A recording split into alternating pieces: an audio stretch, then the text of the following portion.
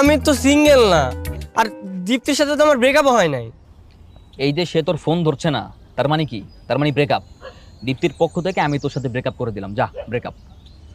মানে তুই ব্রেকআপ করলি মানে? এই দীপ্তির পক্ষ থেকে তুই ব্রেকআপ করবি কেমনে? তাহলে যদি দীপ্তির সাথে আমার বিয়ে হতো, দীপ্তির বদলে কি তুই আমাকে কবুল বলতি? তাহলে তো তুই আমার বউ হয়ে যেতি। এই আমার কুত্তা মারা লাঠিটা কই, দাঁড়া।